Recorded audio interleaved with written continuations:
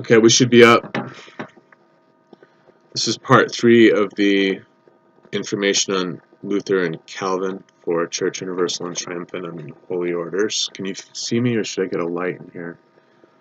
The sound should be up. I don't think you guys can see me very well. Let's see. I think I'll maybe get one of the lights.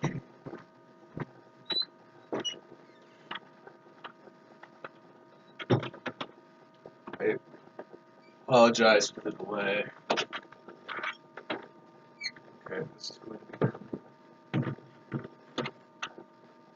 Sorry, guys. One thing I found, if you listen to parts 1 and 2 on Calvin, first of all, I'm not really talking about Luther yet, but if you listen to parts 1 and 2 on Calvin, that I've already posted the videos, there's some good sound bites in there and some interesting points and preliminary information for new threads. But if you listen closely to what I'm saying, it's really based on either how it's coming across on the internet, the interpretation of the information on the internet, or Calvin himself being unclear. Oh, that's way too bright, unfortunately. That might be a little bit better. And where it is Calvin himself that's being unclear, it's interesting. You have to take apart all the individual points and ensure that the logic is hammered down. Because the notion of redemption and the debate, which is it faith alone or is it faith in works through which one is saved? There are multiple threads and multiple points, and what you'll find, at least how I presented it, which granted was in a scattershot fashion over the internet, is a lot of open questions, and yet the other side sort of drawing conclusions, but only based on partially realized concepts. So it looks like I'll have to go through and either say, look very closely at dogmatically, for instance, what the Vatican has produced and take it apart, or find the best scholars, ancient and modern, on the topic and try to read thoroughly. But I also think that it might be the case that it's somewhat moot,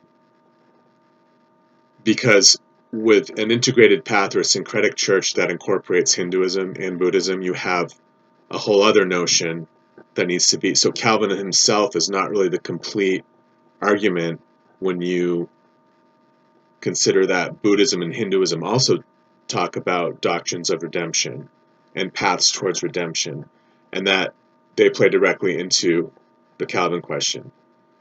Those concepts do, and some of that and naturally all faiths will have that desire to understand the redemption debate, but it seems to me that Calvin could have benefited from more concentration on some of the concepts that are present within Hinduism and Buddhism. So that's a potential nexus.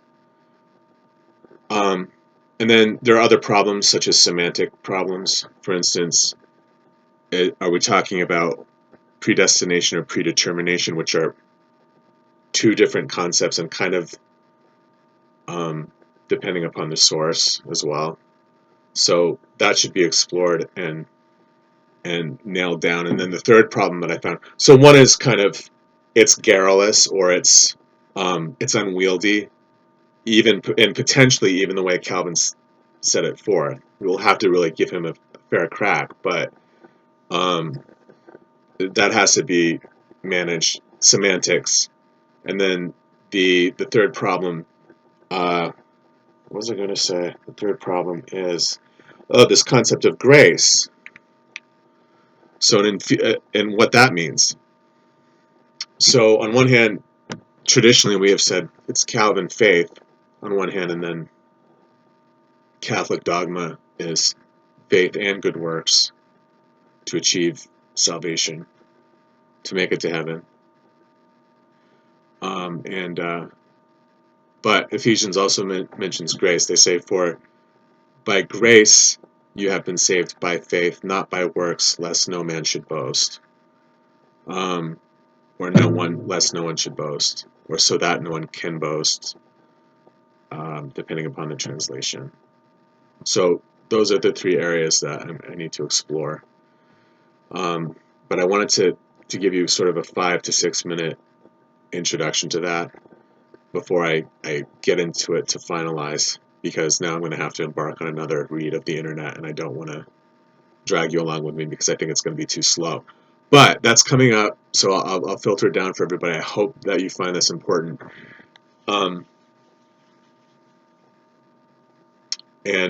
Remember, before I'll leave you with this sort of what I think is a gem and part of the treasure teachings of Buddhism, or part of the treasure teachings, just generally part of the I think it's a pearl, is that Elizabeth Clark Prophet taught us that we are all now sons of God redeemed in the moment. And that's something that incorporates both of those viewpoints, but is also distinct in certain key ways. And Protestant, and somewhat Protestant too. Although we share so many sort of points of theological commonality with Catholicism in many respects, that particular viewpoint I feel is very Protestant, at least the context in which it was presented to me, which was not at all an alienating one, but rather a very welcoming one.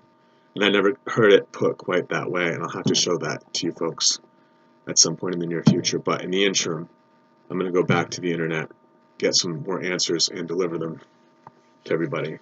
Thanks for bearing with me. So there'll be a part 4. This is the first part of the third and final part of the 3-part series on Calvin and Luther from the perspective of Church Universal and Triumphant. Thank you very much.